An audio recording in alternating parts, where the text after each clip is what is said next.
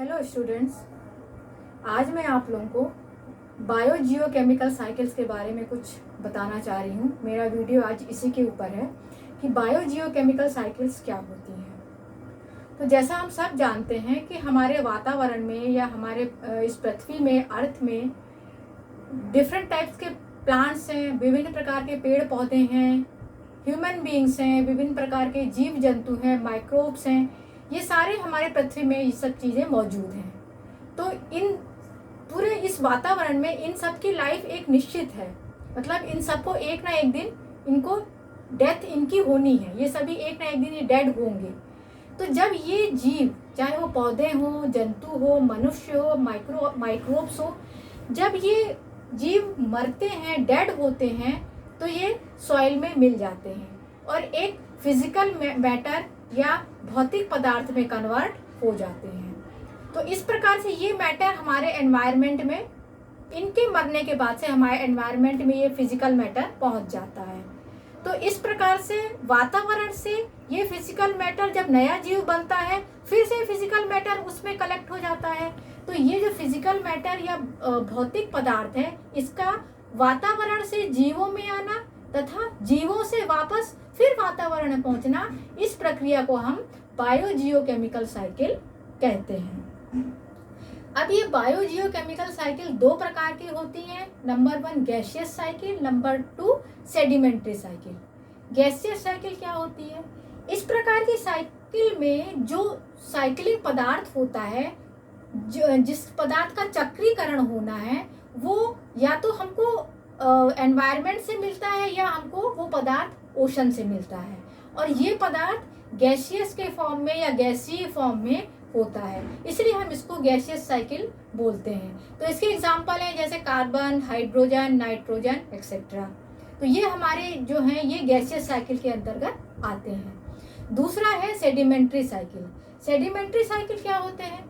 इसमें जिन पदार्थों का चक्रीकरण होता है, अर्थात जिन पदार्थों की साइक्लिंग होती है, वो मिनरल्स होते हैं और ये पदार्थ हमें सॉइल या मिट्टी से प्राप्त होते हैं। अर्थात इस साइकिल में मिनरल्स का चक्रीकरण होता है, इसे हम बोलते हैं सेडिमेंट्री साइकिल। इसके अंतर्गत जो साइकिल्स आती हैं वो होती हैं सल्फर, फास्फोरस, कैल्शियम एक्सेट्रा। तो यहाँ पर मैं आपको कुछ साइकिल्स एक्सप्लेन करने जा रही हूँ विद द हेल्प। यहाँ पर मैं आपको बता रही हूँ कार्बन साइकिल के बारे में। तो कार्बन साइकिल में सबसे पहले हमको पता है कि हमारे एटमॉस्फेयर में कार्बन डाइऑक्साइड पाया जाता है। ये कार्बन डाइऑक्साइड डायरेक्टली सी में पहुँचता है, सी से डायरेक्टली एटमॉस्फेयर में। इस प्रकार से एक साइकिल तो ये हो गई कि कार्बन डाइऑक्साइड का आदान प्रदान एटमॉस्फेयर से सी में, सी से एटमॉस्फेयर में। दूसरा क्या, एटमॉस्फेरिक कार्बन डाइऑक्साइड का यूज़ प्लांट्स करते हैं, किसमें? फोटोसिंथेसिस में। तो जब फोटोसिंथेसिस करते हैं तो उसमें भी क्या बोलते हैं, कार्बन डाइऑक्साइड को ये वायुमंडल से यूज़ करते हैं। अब जब ये प्लांट्स डेड होते हैं, मृत होते हैं, तो कुछ समय बाद, कुछ सालों पश्चात ये कोल में कन्वर्ट हो जाते हैं। अब इस कोल का फिर कंबक्शन या दहन होता है, जिससे अगेन कार्बन निकलती है, जो फिर से वातावरण में पहुंच जाती है। मतलब वातावरण से कार्बन डाइऑक्साइड यूज़ हुई और प्लांट के माध्यम से कोल में कन्वर्ट होते होते फिर से वातावरण में पहुंच गई। दूसरा, इन प्लांट्स को एनिमल्स भी खाते हैं। तो इन प्लांट्स में जो CO2 का कुछ भाग रहता है शरीर में इनके, वो इनके शरीर में भी आ जाता है। तो जब ये एनिमल्स भी डेड होते हैं, प्लांट्स डेड हुए तो कोल बने, एनिमल डेड होकर के पेट्रोलियम के रूप में कन्वर्ट होते हैं। तो इस पेट्रोलियम का फिर कुछ समय बाद कंबक्शन होता है और उसमें फिर कार्बन निकलती है और ये कार्बन फिर वातावरण में पहुंच जाती है। मतलब वातावरण की कार्बन पौधों से होते हुए एटमॉस्फेयर में पहुंची, उसके अलावा पौधों से एनिमल्स में गई, एनिमल्स से फिर कन्वर्ट होते होते वायुमंडल पहुंच गई। दूसरा क्या होता है, ये प्लांट्स को कई बार एनिमल्स भी खाते हैं और ये एनिमल और प्लांट रेस्पिरेशन करते हैं, जिससे ऑक्सीजन निकलती है। प्लांट्स भी ऐसे रेस्पिरेशन करते हैं तो ऑक्सीजन निकलती है, तो वो भी वायुमंडल में पहुंचती है। तो इस प्रकार से एटमॉस्फेरिक कार्बन डाइऑक्साइड पौधे और जानवरों या मनुष्यों के द्वारा विभिन्न पदों से होते हुए वापस ये कार्बन डाइऑक्साइड वायुमंडल में पहुंच जाती है। तो ये हो गया कार्बन साइकिल। कई बार हम देखा है, कार्बन साइकिल में देखा गया है कि प्लांट्स जब डेड होते हैं या फिर एनिमल भी जब डेड होते हैं, डेड तो दोनों होते हैं, तो इनके डेड होने के बाद से इनके शरीर का डिकम्पोजिशन होता है। जो हमको पता है कि जब प्लांट्स एनिमल्स डेड होते हैं तो इनके शरीर का डिकम्पोजिशन होता है with the help of microbes. तो डिकम्पोजिशन होने से भी कार्बन निकलती है जो कि ये वातावरण में पहुंचती है। तो इस प्रकार से वातावरण की CO2 सब अलग अलग स्टेप से होते वापस वातावरण में पहुंच जाती है। तो it's all about carbon cycle. अब मैं आपको बताने जा रही हूँ ऑक्सीजन साइकिल के बारे में। तो ऑक्सीजन गैस है जो हमारे एनवायरनमेंट में प्रचुर मात्रा में पाई जाती है। तो ये ऑक्सीजन एनवायरनमेंट में भी है। उसके अलावा ये ऑक्सीजन जो कार्बनिक भोज्य पदार्थ होते हैं जैसे C6H12O6, इसमें भी ऑक्सीजन होती है। एनवायरनमेंट में भी ऑक्सीजन होती है और ऑर्गेनिक फूड जो होता है उसमें भी ऑक्सीजन होती है। अब एनवायरनमेंट की ऑक्सीजन और ऑर्गेनिक फूड, इसका यूज़ दोनों का पौधे और जीव जंतु अपने श्वसन में करते हैं।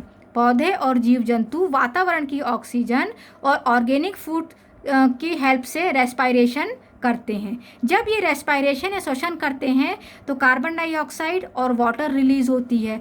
अब जब ये वाटर और कार्बन डाइऑक्साइड और वाटर जब रिलीज हो रही हैं तो इन दोनों का यूज़ प्लांट्स करते हैं। इन दोनों का यूज़ प्लांट किस में करते हैं? फोटोसिंथेसिस क्रिया करने में। जब फोटोसिंथेसिस क्रिया पौधे करते हैं तो क्या निकलता है? हम सब जानते हैं, ऑक्सीजन रिलीज होती है और ऑर्गेनिक फूड बनता है। तो इस प्रकार से वातावरण की ऑक्सीजन पौधे और जंतुओं के माध्यम से यूज़ होते होते वापस इन्वायरमेंट में पहुंच जाती है। मतलब इन्वायरमेंट से जीवों में आई, जीवों से फिर विभिन्न क्रिया से होते हुए एनवायरमेंट में पहुंच गई। तो ये हो गया ऑक्सीजन साइकिल।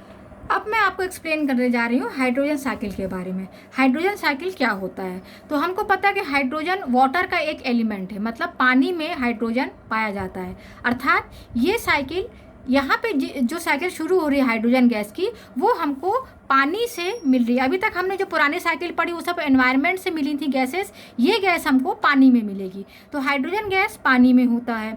तो जो वाटर और कार्बन डाइऑक्साइड, जो वातावरण की कार्बन डाइऑक्साइड और वाटर, ये दोनों जो होते हैं इनका उपयोग पौधे किस में करते हैं? फोटोसिंथेसिस में करते हैं। अर्थात ओशन में जो वाटर है और जो कार्बन डाइऑक्साइड है, ये दोनों का यूज़ पौधे करते हैं फोटोसिंथेसिस क्रिया में।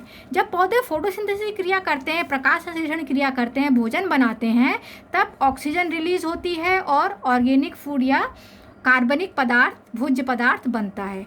अब ये ऑक्सीजन और कार्बनिक भोज्य पदार्थ को पौधे या एनिमल्स रेस्पायरेशन में यूज़ करते हैं। जब रेस्पायरेशन करते हैं तो जब रेस्पायरेशन ये करेंगे तो अगेन कार्बन डाइऑक्साइड निकलेगी और वाटर जो निकलेगा उसका हाइड्रोजन वापस ओशन में मिल जाएगा। इस प्रकार से ओशन और एनवायरनमेंट का वाटर और कार्बन डाइऑक्साइड पौधों और जंतुओं से होते हुए, एनिमल्स पौधों से होते हुए अगेन वापस ओशन में पहुंच जाता है। तो ये हो गया हाइड्रोजन साइकिल।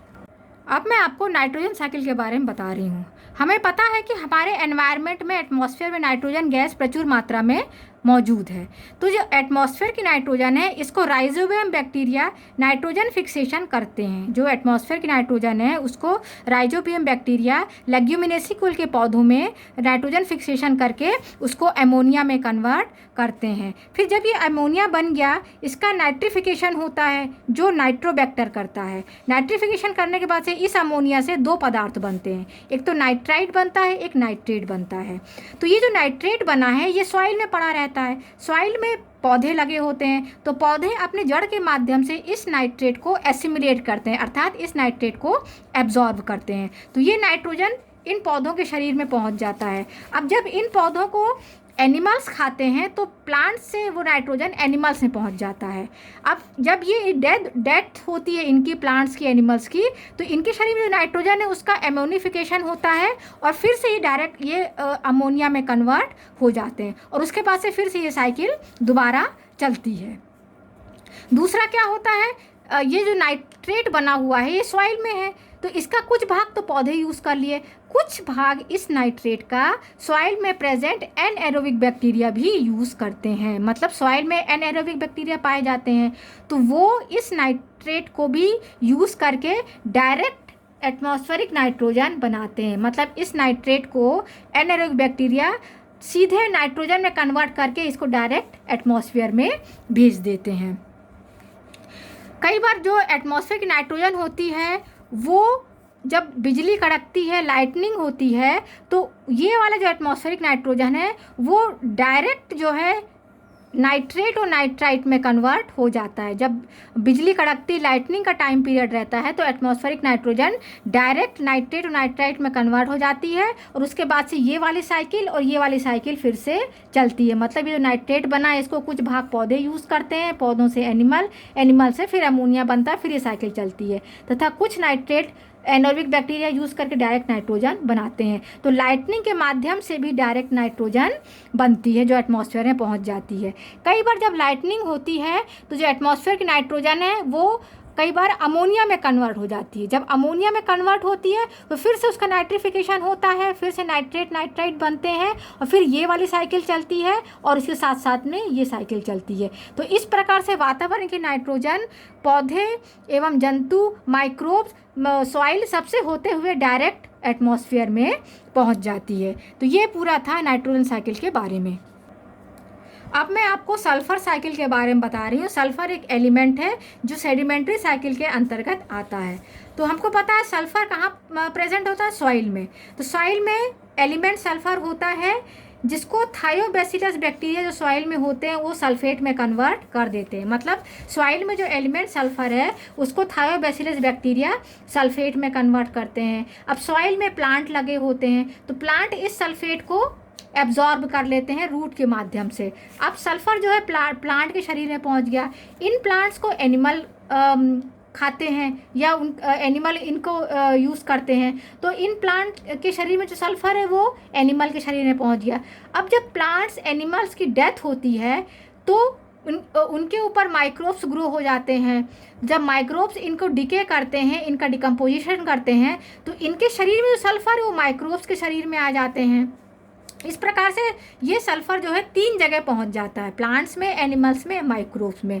अब ये तीनों, अब माइक्रोब्स की भी डेथ होती है तो इनके डिके पार्ट या डेड बॉडी, इनकी डेड बॉडी और माइक्रोब्स की डेड बॉडी, ये कई समय तक सॉइल में ये तीनों पड़े रहते हैं। मतलब प्लांट की डेड बॉडी, इसमें भी सल्फ़र है, एनिमल्स की डेड बॉडी, इसमें भी सल्फ़र है, और माइक्रोब्स की डेड बॉडी, इनमें भी सल्फ़र है। ये लंबे समय तक मिट्टी में, सॉइल में पड़े रहते हैं।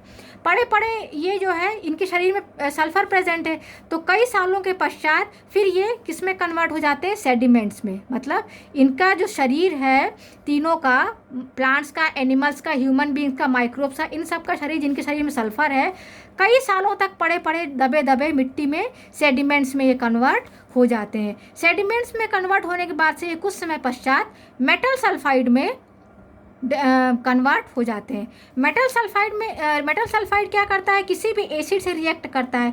किसी भी एसिड से रिएक्ट करने के बाद से ये हाइड्रोजन सल्फाइड या H2S गैस बनाता है। अब ये H2S गैस को Chlorobium bacteria again element sulphur में कन्वर्ट करके सॉइल में भेज देती है। कई बार क्या होता है, जब एलिमेंट सल्फ़र को, जो सॉइल में सल्फ़र है, उसको थायोबैसिलस बैक्टीरिया सल्फेट में कन्वर्ट कर दिया। अब ये सल्फेट जो बना हुआ है इसका कुछ भाग रिडक्शन रिएक्शन होता है, इसके कुछ भाग में रिडक्शन रिएक्शन होता है जो बैसिलस जीवाणु करता है। ये बैसिलस जीवाणु रिडक्शन रिएक्शन करने से इस सल्फेट से H2S बनता है। इस H2S को Chlorobium bacteria again element sulphur में कन्वर्ट कर देती है। कई बार क्या होता है, जो डेड ऑर्गेनिज्म होते हैं, जो यहाँ पे मैंने आपको बताया था कि प्लांट्स, एनिमल्स, माइक्रोब्स जो डेड हुए हैं, जिनके शरीर में सल्फ़र प्रेजेंट है, उनका मिनरलाइजेशन होता है। इनके बॉडी का कई बार कई स्टेप्स इसमें हुए हैं तो इनके बॉडी का मिनरलाइजेशन होता है। मिनरलाइजेशन होने से अगेन सल्फेट बनता है।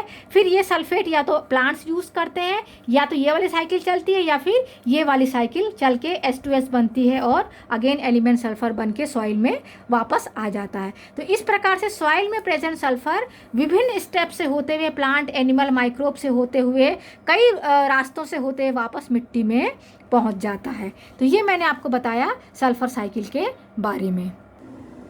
तो अभी मैंने आपको बायोजियोकेमिकल साइकिल्स के बारे में बताया, जिसमें carbon, oxygen, hydrogen, nitrogen gaseous cycles थी और सल्फ़र सेडिमेंट्री साइकिल थी। इनको आप ध्यान से रिवीजन करेंगे, पढ़ेंगे तो ये आपको अवश्य समझ में आ जाएंगी।